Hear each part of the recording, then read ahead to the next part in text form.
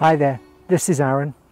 Today is Saturday the 4th of June. It's a burning hot day and it's day 9 of 2016 on the allotment. Well, it's absolutely gorgeous here today. You haven't seen a video from me for a long time, and there is a reason for that, and it's because the sort of things that I was doing were really repetitive. And what I mean by that, it was me shoveling a load of muck into a wheelbarrow, bringing it about 200 yards and then pouring it on the ground, and then putting cardboard down and then putting wood chips down, which again was brought from the barrow about 200 yards away and brought here. So you can only watch somebody loading and unloading a wheelbarrow for so long before it gets really boring. So that's why I didn't make a video. But I have now got something to show you, and I'd like to show you around my plot.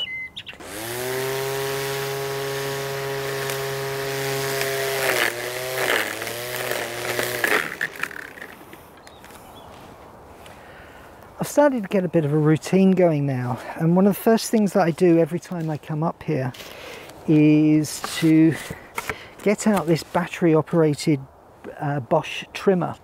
It's a Bosch Art 26 Li, and it's absolutely brilliant. It's not a strimmer, it doesn't have a cord, it has plastic blades. So it's not a brush cutter with the metal blades, but it's really good for getting down the grass. It's battery operated, and one charge leads me, I don't know, about 20-25 minutes. So whilst I can't, sort of like attack absolutely everything, what I can do is get a good proportion of the plot done, and I do this first every time I come up here, and it's certainly winning. It's keeping things down. I've actually been able to get rid of the raspberries that are growing here. And I don't know if you remember last time, this was really overgrown, and this is what's brought it down. So I can actually get through to my currants now when they ripen, and there's a lot of fruit on the bush. So I'm really pleased about that. If proof were needed, here are the currants, looking absolutely beautiful. Lots of them coming, and should be another couple of weeks before these ripen. I think the end of June is when I got them last year. But there's so many of these. There's enough to share with the birds, so I don't necessarily need the netting on, and there'll be plenty for us. So this year I'll be able to pick them now that these raspberries are out the way. Now, of course, the big thing that everyone's been asking me about are the onions. This is the bed that has had the Back to Eden treatment. The wood chips are down. These have not actually been watered since I put them in. Now, I did water them when I put them in, but they haven't since. And what I do is, when I notice that the wood chip is getting a little bit thin, I just top it up. I'll go and get a barrow full of wood chips, and with a spade I just sort of scoop it around, and then with my hands I scoop little gullies around the plants so that they don't get swamped or knocked over, and they're doing really good. Now, something that you might also be interested in, which is that I have done about 20 minutes weeding to this point on this bed and this bed. So 20 minutes in total for all of this. So it really is stopping the weeds. Now, it doesn't stop all the weeds. I have got mare's tail. It doesn't stop dandelions coming through. It will slow couch grass, but it won't stop couch grass.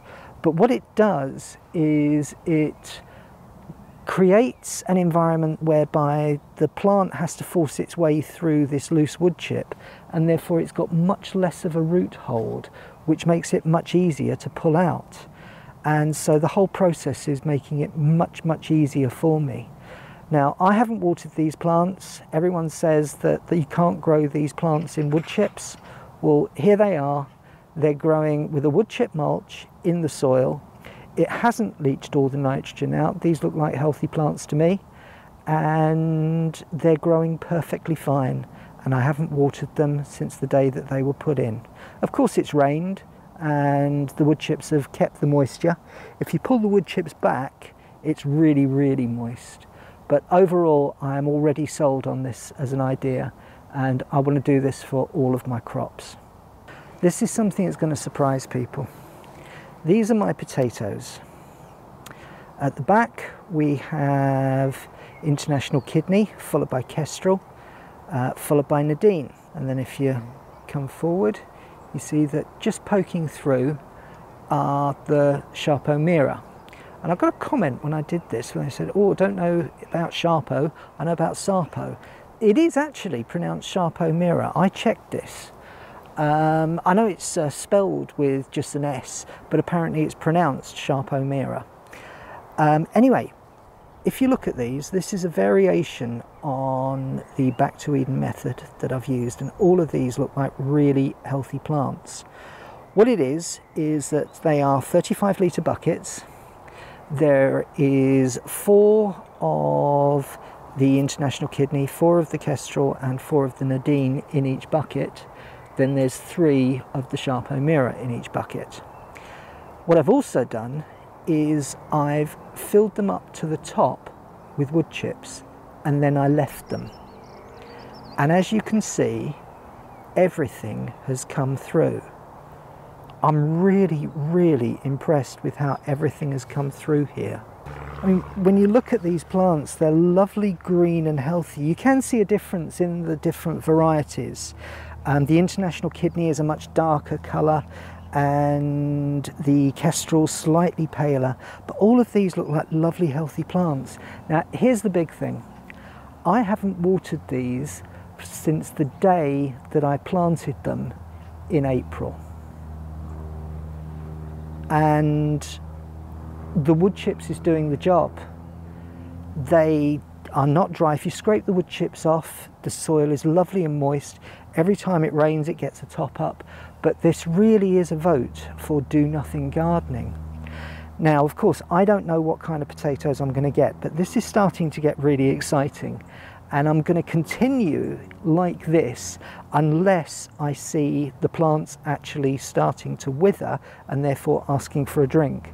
But right now, I've put these in, I've covered them with wood chips. I think they look brilliant, and all seems to be well. This is an amazing discovery, and if it does go all the way through, then I'm definitely going to do potatoes like this every single year, because you plant them and then you come back when you need to pour them out, which is going to save an awful lot of time. Just something else to show you, because these are actually bags from last year that I've just let grow on because they'd started to sprout through. Now, these in theory were planted as early as they could possibly be here, because they couldn't start to grow until the weather improved. They couldn't start to really grow until it was sustained weather. So this would be as early as I possibly could have got potatoes this year. And if I look at these and I compare them to my other potatoes, yeah, okay, they are slightly further ahead, maybe a week, possibly 10 days, but not that much. So I didn't get that wrong by waiting. And I'm going to be really interested to see what the difference is in the potatoes in this one from the potatoes in this year's buckets. But again, it looks as if I've done the right thing here, which is really good, because that means that I'm learning and I'm actually starting to understand this. I was hoping that this is how it was going to work out, and so far so good. I have now got my bean poles ready to put my beans up. My beans are actually a couple of days away from being ready to plant out, but this really does show what I've been up to, because I've been putting all the manure that I've been bringing back from the manure mountain down onto this area, and it's had somewhere between 2,500 and 3,000 litres of manure. What I've then done is to put cardboard down on top of the manure, and then I've got about 8 inches worth of wood chip on top of that.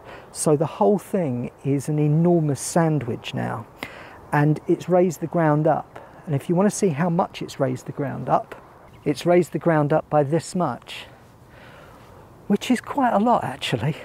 And if we look for a second at how this particular area of the plot was back at the end of April, and even one of my friends wrote to me and said, Aaron, you're clearly struggling, why don't you get a rotavator? Well, I didn't get a rotavator, and as he knows, I'm really bloody minded, and when I set my mind to something, I do it. And so this whole ground has been cleared, it's been levelled, the manure's been put down, the cardboard's been put down, the wood chip's been put down, and this is almost ready, just a few more barrelfuls of the wood chip for my sweet corn to go out, and my beans when they're ready as well.